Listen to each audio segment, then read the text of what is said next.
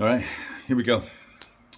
How is everyone? I hope everyone's doing well. I'm going to switch camera around a second. We'll chat about the Third World War from Compass Games, the reprint, the Frank Chadwick magic, 4 modules in one.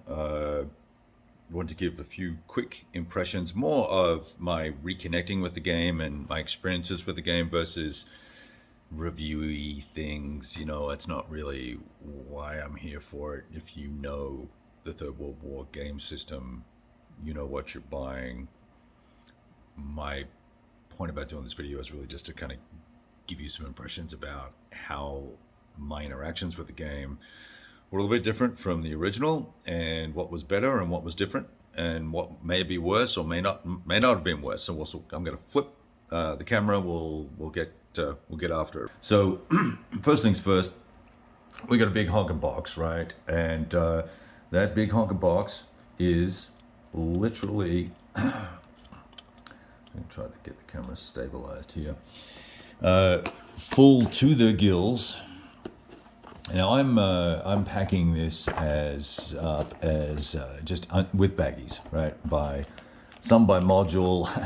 So for instance, I played the Arctic Front campaign. So when I finished that, I just put all the counters in one bag for the Arctic Front, and then the rest of these guys are by faction, pretty much, or combinations of factions for the smaller stacks. And there are a lot of information counters in the game that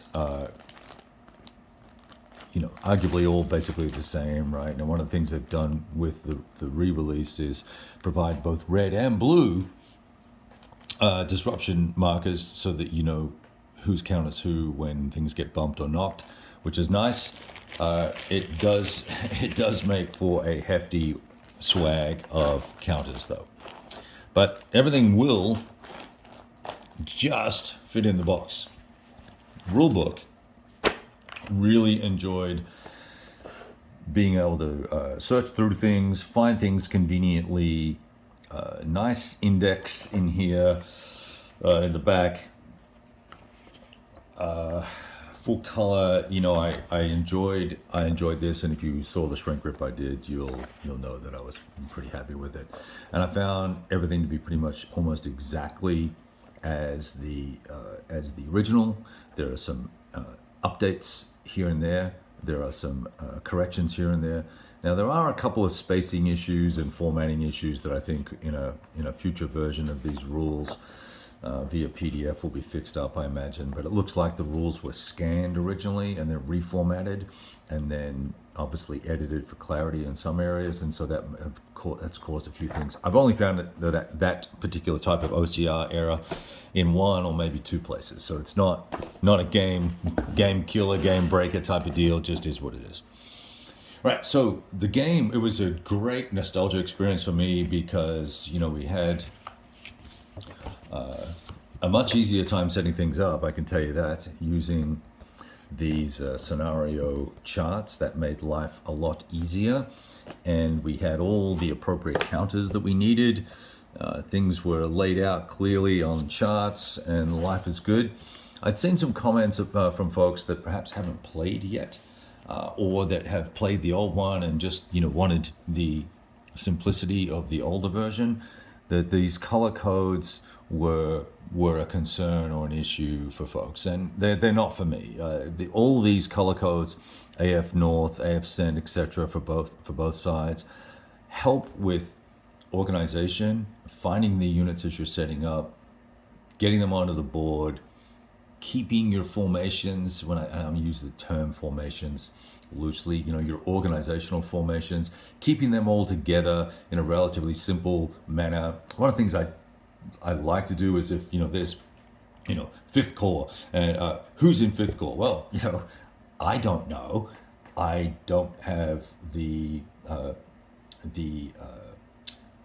background or mental capacity to keep all of the divisions that were in the Fifth Corps versus the Russians' version of their army groups, and who was in what and which division was where. This just nails it for me, and I can see, okay, in AF North, there are these formations and these corps, and they are all going to hang out together. And I like to try and keep my forces together because I have a tendency as a game player just to go, oh, I need a division to fill that hole, and I'll just drag somebody's backside from somewhere and slap it into the hole. Versus, and I might even go across army boundaries, right? Which is a big no-no, well, relatively speaking.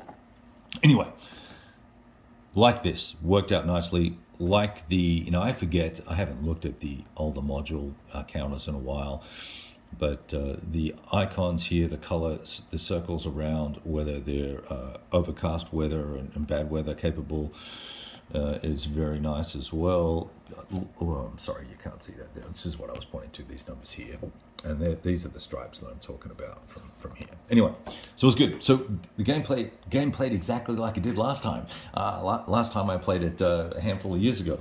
And, it took me a little while to get into the groove again, because if you'll all remember, those that have played before, we have our opening segments here where we do all the, sort of the macro level stuff, and then we get into air superiority by theater, and then you do the mutual deep striking and supply phases and all that sort of nonsense, and then you get down to the actual game play, which is when you're doing the Arctic front scenario. Really, all you're doing is rolling for weather. Well, you're doing your air superiority, obviously, but and maybe some strikes. There's not enough aircraft to do a lot of strikes. I did attempt some cratering strikes against the NATO forces, and was okay for a turn or two. But then you're like, well, I really could have used those assets in a combat to apply additional disruptions or whatever the case may be against the more proficient NATO forces. So I migrated off cratering and into direct ground attack support, CAS type stuff. Rolling for Black Sea, the Norwegian Sea Control, super important. That die roll with the 2d6 die roll, big swings there, right? So that's really going to change who has control, subject to how quickly the Soviets can capture airfields and enforce their presence onto the map. And so that really drove the gameplay a lot. Right near the very end, or not the end, turn 4 of 8, the Soviets rolled a 2 on the 2d6 roll for control of the sea, but even with the +4 or +5 they had, was it +4? Well, maybe it was +4, must have been +4, because they just missed, where is the chart? They just missed out on getting sea control. Here it is here. 8 or 9 makes it disputed. So whatever it was, I ended up, I got a 7. So 2 plus must have been a 5. So I had 5 airfields captured, but even then that wasn't enough to actually secure control. That allowed the Americans to deposit at a port reinforcements, which was the saving grace for the Norwegians to only end up in what ended up in a minor or marginal Soviet victory versus a more substantial Soviet victory. Anyway, so you get through this original pack, this initial pack segment, and the strikes and interdictions, and then you get into movement and combat, and then you do breakthroughs if there are any, and then you're going to do regroups, which may or may not happen, and then so this is obviously the second move is only for dudes that are not adjacent, and then NATO gets their reserve movement. Then you go and do another impulse for the pact, right? Then you get the NATO segment where they get 2 impulses, and then you go from there. And then you got to do your aircraft recovery and all that sort of stuff. There's one thing, so the game played out very reminiscent to how I recall things happening here. Things tend to get bogged down in and around Narvik, which we can't see on this map because I have it folded up, but it's here somewhere. Let's see if I can find it. I wanted to show you something about the terrain in a second, so let me see if I can, that's Leningrad. the game, if you don't invade Sweden, or if Sweden doesn't activate itself, it makes for a very thin trail to pressure your way through here for the Soviets, because in the Arctic zone and north, and in wilderness hexes in particular, you're going to have restrictions on stacking and stacking points, and that's going to limit the number of units and the number of combat factors that can get into the fight against any particular set of NATO units. So it's pretty tricky.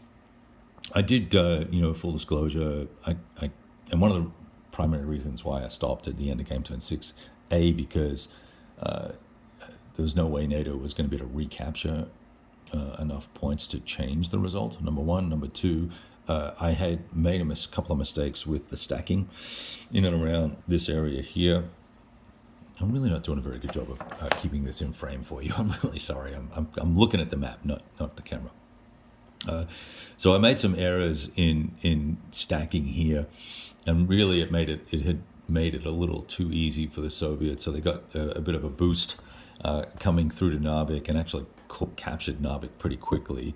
So it was at that point that I realized, hey, look, now that I'm playing it more correctly, this is probably the limit and extent of the Soviet advance if we were realistic about it.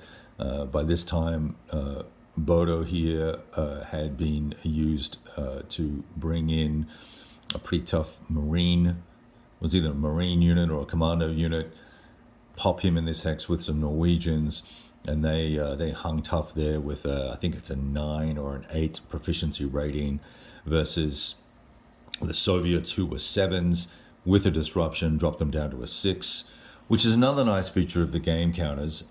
Rather than when you take your first hit, you flip your unit over as the Soviets, because that first hit, that first disruption can never be removed, and you've got the new proficiency ratings on the back of the counters, and so that's one less information counter you have to have on the map, which is very nice. So the game played out just pretty much as I expected it, despite a couple of gameplay errors by yours truly. But hey, would it be a game that I played without some gameplay errors? So let's look at this terrain chart, because I wanted to show you something here, and it's probably a bigger, longer conversation that I really want to have here. It's not going to work. We'll do it this way. I'm trying to get this in frame for you. Where did they go? Here they are. Here, 2049, I think is it. So pastels and softer colors there seems to be some, there's obviously a trend that pastels and soft muted colors are a thing. It's been going on for a couple of years now. But when you start to have more complicated terrain like this, sometimes that doesn't work out to everybody's benefit. So this is wilderness clear here. And I don't know if you can see it in the camera here, but there's a significant amount of green in this.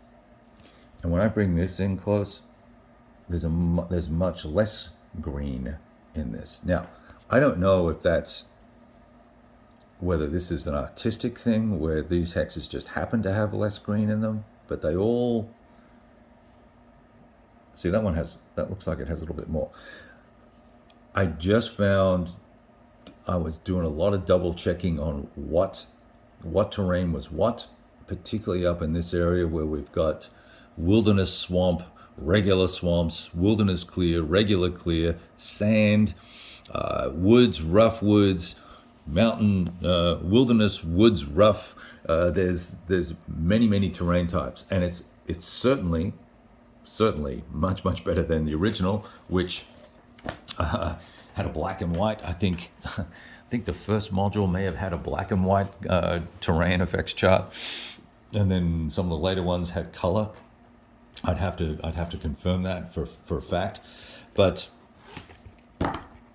the older charts were a limited palette, and they tend to use sort of texturing and artwork to denote things. But overall, this has worked out very well. I'm just fine. I'm just struggling with this desire to have everything be this pastel stuff. These mountains and wilderness rough can look very similar if you're glancing at the map. This has kind of a sort of digitized feel to it, where everything else, this is kind of like sort of almost pixels of terrain. Let me see if I can find you a mountain to look at here. So kind of got that pixelated, squared off look where everything else looks more natural, which I thought was just a little bit unusual and different. Nothing else has that that sort of terrain. Anyway, so look, long story short there, switch cameras back to wrap things up. Long story short, loved everything about this, the Third World War. Minor quibbles on bits and pieces. I have my friend's copy, Steve's copy just arrived. I'm going to ship that out to him to Australia for him. And once the Vassal module is out, we'll see a full campaign play. We've played the campaign together both face-to-face and digitally on Vassal a couple of times. Actually, more than a couple of times. And so I am very keen to get it back onto the table, virtual table with him. And it'll be not only a little nostalgia journey for us, because we played it quite a few years ago, but also a re-exploration of what is a fantastic and very nuanced system. Once you start getting into the gameplay here and looking at the sequence of play and looking how things work and how the proficiency ratings work and how isolation works and how supply, interdicting and impacting supply can work, how the air game works, there's a lot of layers, and I really find that it's a little bit like an onion. There's lots of layers going on, so you can take things at face value, but then after deeper play and exploration, you're going to find a lot more nuance to your choices about tactics and things like that, which hopefully when we play, I will be able to write about a little bit about and maybe share some of those tips and tricks that I discovered in the past anyway. All right, all the best. I hope you guys enjoyed the video. Talk to you soon, and peace out.